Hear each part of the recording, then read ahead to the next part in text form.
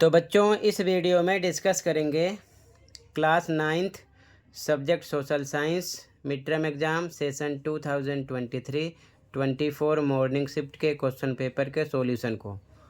ठीक है, same pattern में आपका पेपर आएगा, तो ध्यान से देख लो, प्रैक्टिस कर लो। सबसे इम्पोर्टेंट अभी तक आपके जितने पेपर हुए हैं दोनों शिफ्ट की बात कर रहा हूँ, मॉर्निंग प्लस इवनिंग दोनों शिफ्ट के आंसर अपलोड हैं। कमेंट में प्लेलिस्ट की लिंक मिलेगी, ओपन करके देखकर अपने स्कोर चेक कर सकते हो, तो कमेंट को चेक कर लेना। और बाकी सभी पेपर के आंसर के लिए भी चैनल को सब्सक्राइब कर सकते हो, क्योंकि इस चैनल पर आपको ऑल सब्जेक्ट आंसर दोनों शिफ्ट के मिलते रहेंगे। ठीक है, तो कमेंट को देख लेना, सीधा आ जाओ क्वेश्चन पर। ठीक है, पहला क्वेश्चन है, निम्नलिखित में से रबी की फसल कौन सी है? ज्वार, बाजरा, चावल, गेहूँ। तो गेहूँ है। ठीक है, बाकी आप खरीफ की फसल को भी पढ़ लेना, उसमें से भी क्वेश्चन हो सकते हैं। ठीक है, अगला क्वेश्चन, अफ्रीका में चरवाहा जीवन के संदर्भ में नीचे दिए गए कथनों को ध्यानपूर्वक पढ़िए और सही विकल्प का चयन कीजिए। तो पढ़कर हमें सही विकल्प यहाँ पर सेलेक्ट करना है। जैसे कि पहला है, चराई भूमि के बड़े क्षेत्रों को शिकार गाहों में बदल दिया गया, बिल्कुल सही। अगला, पशुपालकों को इन क्षेत्रों में प्रवेश करने की अनुमति नहीं थी, बिल्कुल सही बात। अगला सेरेंगेटी राष्ट्रीय उद्यान 14,763 वर्ग किलोमीटर मासाई चराई भूमि पर बनाया गया था, बिल्कुल सही। तो कहने का मतलब तीनों स्टेटमेंट राइट है, तो यहाँ पर आपका ऑप्शन हो जाएगा डी, सभी 1, 2, 3 सही हैं। ठीक है, आगे, कर्क रेखा निम्न में से किस राज्य से होकर नहीं गुजरती? गुजरात से गुजरती है, मध्य प्रदेश से गुजरती है, छत्तीसगढ़ से गुजरती है, तो केवल उड़ीसा है जहाँ से नहीं गुजरती। बाकी आप जो CBE की वर्कशीट प्रोवाइड की गई है ना, उसकी प्रैक्टिस कर लेना, ध्यान रखना, उसमें काफ़ी मोस्ट इंपॉर्टेंट क्वेश्चन है। ठीक है, सबका सॉल्यूशन अपलोड है वर्कशीट 12 तक का। अगला, नेल्सन मंडेला द्वारा लिखित आत्मकथा का शीर्षक है, तो उन्होंने लिखा था लॉन्ग वॉक टू फ्रीडम। ठीक है, बी ऑप्शन हो जाएगा। बाकी the story of my life, ये भी रॉन्ग। एक a walk in the woods, ये भी रॉन्ग। रनिंग विथ सीजर्स, ये भी रॉन्ग है। ठीक है, अगला, वर्ष डैश के दौरान मासाई रिजर्व में आधे से अधिक मवेशी सूखे के कारण मर गए, तो कौन सा सन था? वो था 1933 और 1934। ठीक है, इंग्लिश मीडियम में भी सेम देख लो।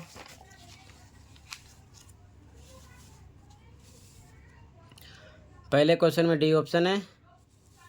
ठीक है, सेकंड क्वेश्चन में आपका डी ऑप्शन है, 1, 2 एंड 3 ऑल आर करेक्ट। अगले क्वेश्चन थर्ड में डी है, उड़ीसा। क्वेश्चन 4 में long walk to freedom, B option है। अगले क्वेश्चन में बी ऑप्शन 1933 एंड 1934। ठीक है, आगे बढ़ते हैं, ध्यान से देखना, ध्यान से समझना और तैयार करना। ठीक है, आगे देखो, अगला क्वेश्चन है, निम्नलिखित में से कौन सा विकल्प लोकतंत्र की कमी को दर्शाता है? निर्णय लेने में देरी, तो यहाँ पर आपका ए ऑप्शन ही राइट हो गया, निर्णय लेने में देरी। ठीक है ना, कोई निर्णय तुरंत नहीं होते हैं, लेट लपाट होते हैं। ठीक है, अगला, नेल्सन मंडेला ने रंग भेद के खिलाफ आंदोलन का नेतृत्व कहाँ किया था? दक्षिण अफ्रीका। ये रिपीटेड क्वेश्चन है, बार बार आता रहता है। ठीक है, ध्यान रखना। अगला, निम्नलिखित कथनों को ध्यानपूर्वक पढ़कर सही विकल्प का चयन कीजिए। पहला, निम्न हिमालय और शिवालिक के बीच स्थित लंबवत घाटियों को दून के नाम से जाना जाता है, ये बिल्कुल सही बात है। अगला, सतलुज और काली नदियों के बीच स्थित हिमालय के भाग को कुमाऊं हिमालय के नाम से भी जाना जाता है, ये भी बात सही है। अगला, मिजो हिल्स और नागा हिल्स पूर्वी घाट के दक्षिण पूर्व में स्थित है, बिल्कुल गलत। अगला, माउंट एवरेस्ट भारत की सबसे ऊंची चोटी है, बिल्कुल गलत। तो यहाँ पर आपका कौन सा राइट हुआ? फर्स्ट एंड सेकंड, तो यहाँ पर आपका ए ऑप्शन है, इसीलिए। ठीक है ना, फर्स्ट एंड सेकंड सही है। अगला, तीन तरफ से समुद्र से घिरे भूभाग को डैश कहा जाता है, क्या कहते हैं? प्राय द्वीप। ठीक है, प्राय द्वीप कहते हैं। क्लियर है। अगला, शासन का ऐसा स्वरूप जिसमें शासकों का चुनाव लोग करते हैं कहलाता है, तो वो लोकतंत्र है, और भारत लोकतांत्रिक देश है। ध्यान रखना, लोकतांत्रिक और गैर लोकतांत्रिक देश में अंतर जरूर पढ़ लेना। ठीक है, काफ़ी क्वेश्चन घुमा घुमा के बार बार पूछते हैं। ठीक है, ध्यान रखना। आगे देखो, इंग्लिश मीडियम में भी 6 में ए ऑप्शन है, 7th में ए साउथ अफ्रीका, 8th में A, only 1 and 2 are correct. 9th में सी ऑप्शन राइट है, पेनिसुला। 10th में आपका बी है, डेमोक्रेसी। ठीक है, आगे देखो ध्यान से, कहीं पर कोई डाउट होगा तुरंत बता देना। ठीक है, प्रैक्टिस करते चलो।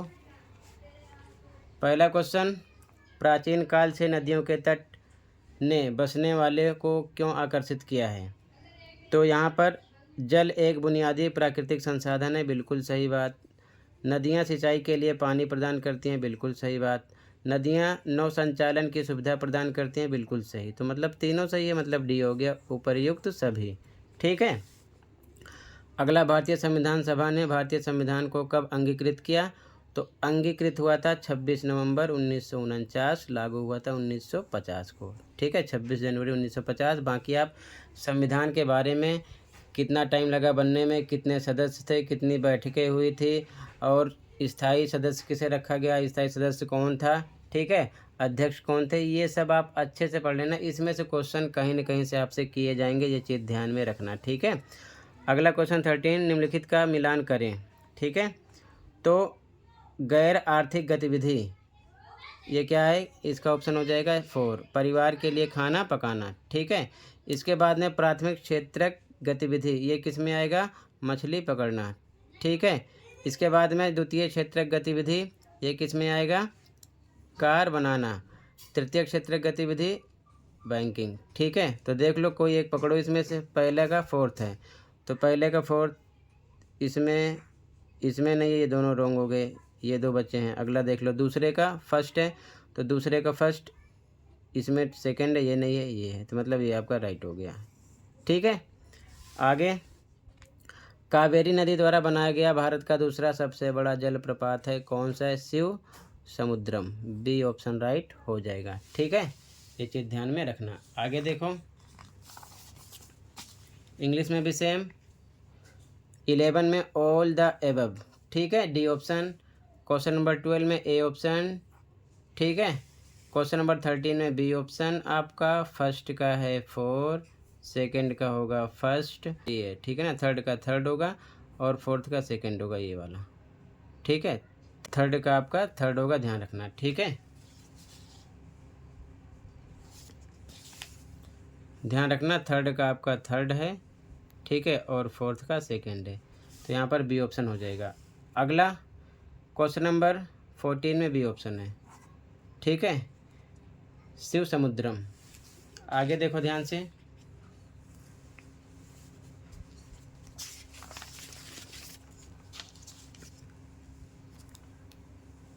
अगला क्वेश्चन, निम्नलिखित में से कौन सा कथन पशुपालक खानाबदोशों की सबसे सही व्याख्या करता है? तो सी ऑप्शन, चरवाहे जो अपने मवेशियों के झुंड के लिए चारागाह की तलाश में एक स्थान से दूसरे स्थान पर जाते हैं, सी हो गया। ठीक है, अगला नीचे दिए गए कथनों में से कौन सा कथन झीलों के संदर्भ में सही नहीं है?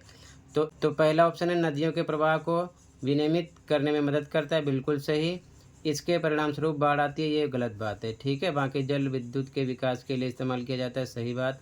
प्राकृतिक सुंदरता को बढ़ाता है, सही बात। यहाँ पर आपका बी ऑप्शन है। ठीक है, अब 17 to 20 ABCD में आंसर देना है।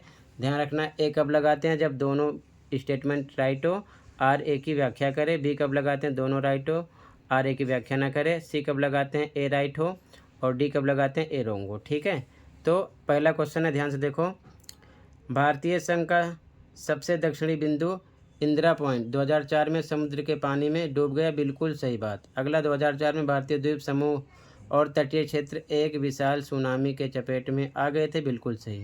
और यही कारण है इसका, ये इसकी व्याख्या कर रहा है। ठीक है, तो इसलिए यहाँ पर ए लगेगा। क्या लगेगा? ए। ठीक है, इंग्लिश में भी देख लो, 15 में सी ऑप्शन है आपका, 16 में बी ऑप्शन है, और 17 में आपका ए ऑप्शन होगा। ठीक है, आगे देखो,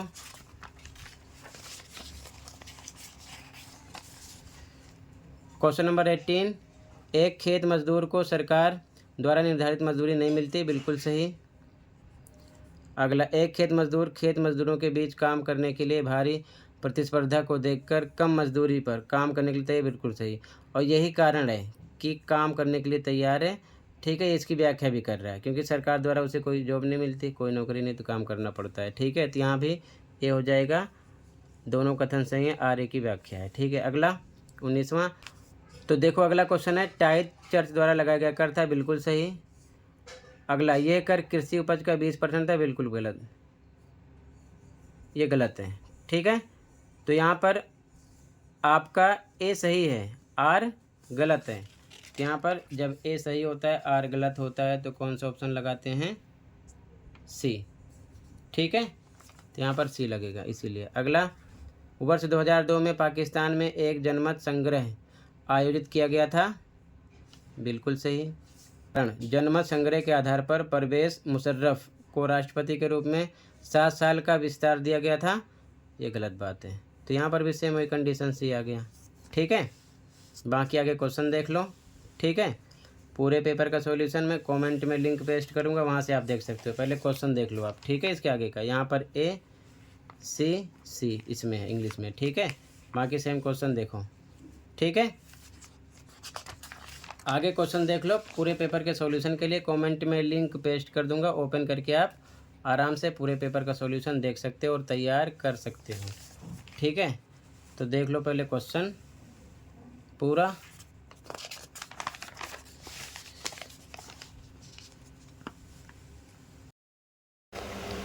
तो सबसे पहले देखते चलो पूरे क्वेश्चन पेपर को, इसके बाद में पूरे पेपर का सॉल्यूशन देख लेना लिंक ओपन करके। तो सबसे पहले क्वेश्चन को ध्यान से देख लो। सोशल साइंस के पेपर में भी 2-3 पैराग्राफ आपको मिलेंगे आंसर ढूंढने के लिए, चीज़ ध्यान में रखना। ठीक है, तो पैराग्राफ को आपको अच्छे से पढ़ना होगा। कुछ क्वेश्चन उसी में से मिलेंगे, कुछ आपको बनाकर लिखने पड़ेंगे, केस बेस्ड होंगे, ध्यान रखना। ठीक है, जैसा कि आप देख रहे हो। ठीक है, ये चीज़ ध्यान में रखना। तो देखते चलो क्वेश्चन को। इसमें भी आपको बच्चों 2-3 पैराग्राफ मिलेंगे आंसर ढूंढने के लिए, ध्यान रखना।